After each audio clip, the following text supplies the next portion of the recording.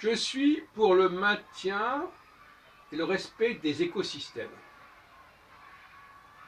et donc contre un certain droit d'ingérence, dans tous les domaines. Mon idée, c'est un peu celle de Candide, si vous voulez, de Voltaire, de Pangloss, c'est que toute société, quelle qu'elle soit, parvient à s'organiser. Quelles que soient les bases objectifs qu'on lui donne, qui sont les siennes, elle peut s'organiser et elle peut survivre. Elle va développer d'autres valeurs, elle aura d'autres repères, mais ça va fonctionner.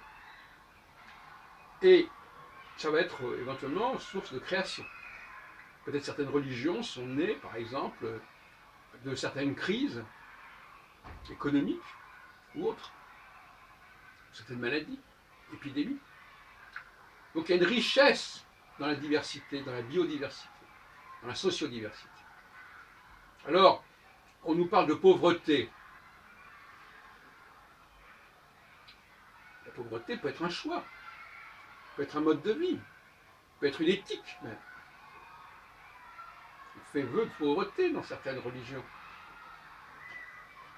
Donc, évitons cette intolérance au nom des bonnes pensées. Ah, on ne peut plus tolérer que les gens vivent dans la rue, on ne peut plus tolérer que les femmes subissent tel et tel traitement dans tel et tel pays, dans telle et telle religion, etc.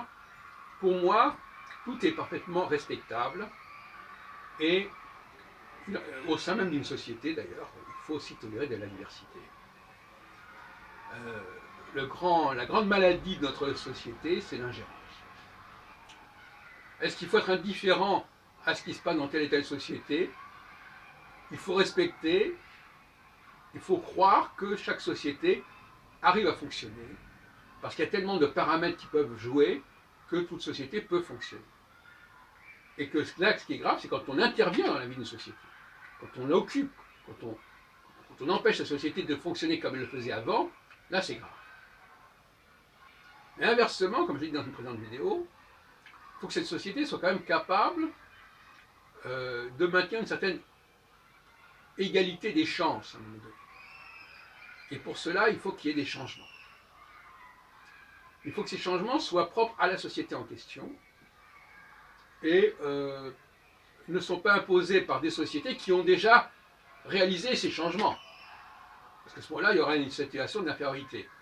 Il faut qu'il y ait des changements qui existent, mais qui soient propres à un groupe donné et qui ne soient pas imposés par un autre groupe, qui lui va imposer ses propres habitudes, ses propres coutumes, ses propres pratiques. Donc, un empire, c'est un espace de diversité. Et il y a des territoires, parce que la diversité, c'est territorial jusqu'à un certain point. Eh bien, il faut accepter la territorialisation d'une société, d'un pays. Surtout quand dans un empire, il y a des peuples différents qui coexistent.